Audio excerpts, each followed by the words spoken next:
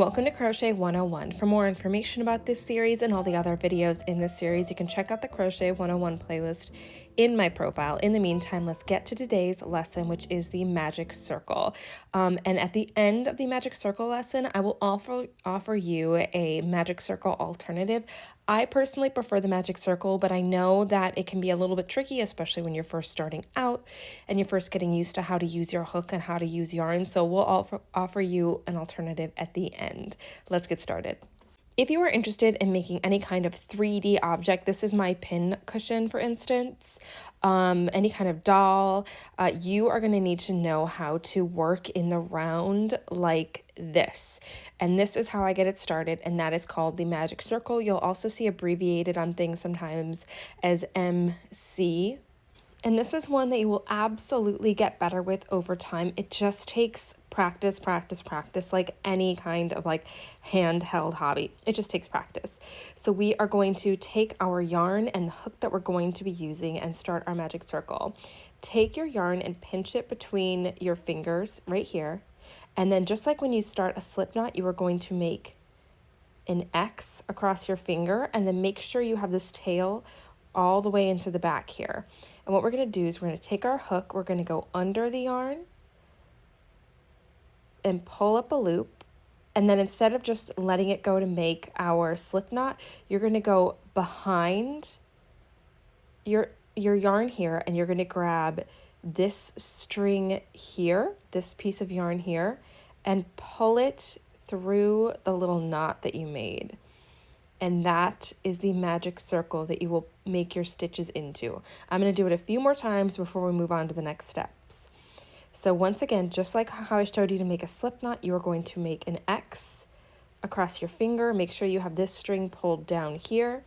You are going to go under the first part of the X, pull up the second part of the X, and then go behind, twist. So you're going to twist this on your way up so you can make kind of a mini slip knot.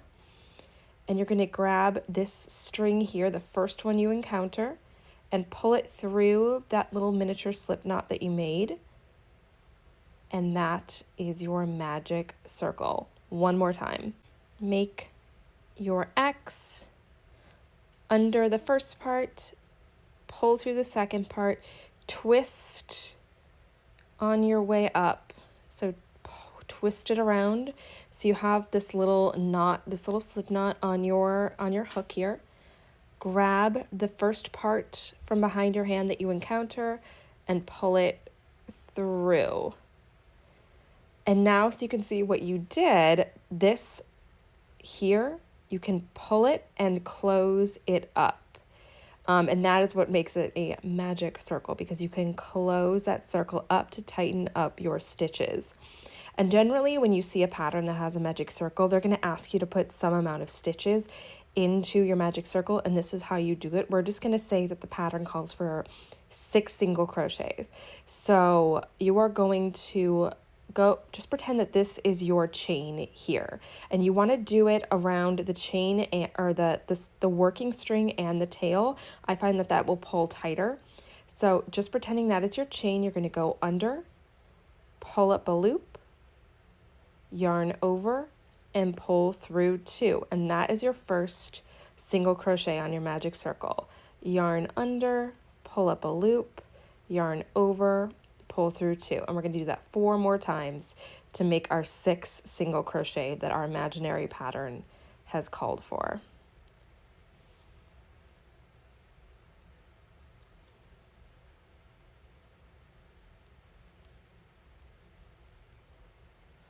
So we made this. Now what I like to do is I like to pull my yarn out a little bit so I don't just like start frogging my stitches right away. And this is the point where you can close this up. You close it up, and now you have the beginning of a tiny little perfect circle. And you can insert your hook back into your loop, pull it closed, and you're ready to get to work again. And the way that you would continue to work this is to work in the stitches along here. So this would be your first one to begin your first round. So you can see you have 1, 2, 3, 4, 5, 6. This stitch here is the first of your next row. And generally what they would ask you to do is increase into it. So you're gonna have to open it up a little bit with your finger. I've chatted about that before when you first start a row. And you're just gonna go underneath it. Imagine this is literally you working your second row of stitches. You're just gonna go underneath it and work the pattern that they ask for. I worked a couple of rows into that magic circle just so you can see what that can turn into. It can turn into a very near perfect little circle here. If you are overwhelmed by what I just did, never fear. I'm going to be doing a really basic coaster pattern as part of a later part of this Crochet 101 series, and I'm going to chat through how you can work your rows into the magic circle and how you work a full circle, and also how you keep track of your rows when you work into something that started as a magic circle. So stay tuned for that lesson later into our whole series. In the meantime, let's pretend like you practiced the magic circle and you decided it was not for you. You cannot make sense of it. That is totally okay. There is an alternative, although I do prefer the magic circle. I think it's cleaner and tighter, but we have an alternative. And that one you are going to start just like you've started any of your other crochet activities with a slip knot. So we yarn over our fingers, you pull this through, let go of it, you have your slip knot, and you are going to chain 2. Remember, this is the 2 chain trick. So chain 1, chain 2, and now you are going to work all of these stitches that you would work into your magic circle into this chain that is closest to the knot that you made. So again, we've talked before, you can't really work stitches, you can't really work anything into this one because it would just kind of make your loop fall apart. So let us put 6 single crochet, just like our pattern before called for, into this chain here. And I do like to try and work over my tail as I do it, because you can use that to pull things closed a little bit. Though when I use the 2 chain trick, I generally tend to pull it closed with a needle, which I'll show you as well. But we are just going to open that up with our fingers a little bit.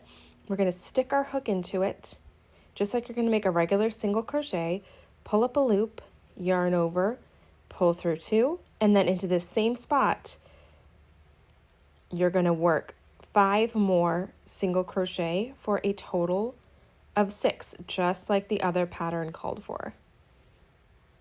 And as I'm going, I am trying purposefully to work over my tail.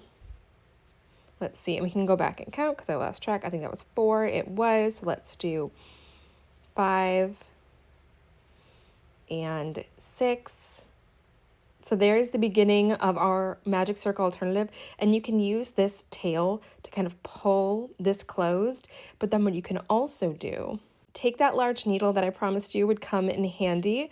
You are going to thread your tail through it,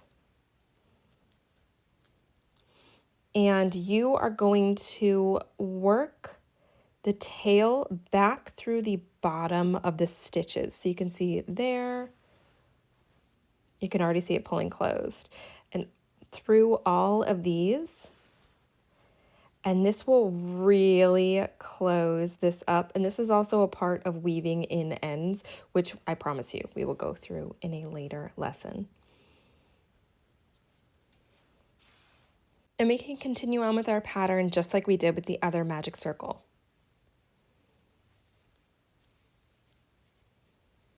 Just like that, and I will see you guys for our next lesson where we chat through how to work in the round using a more open loop like this one, how you get that started and how you get it moving along.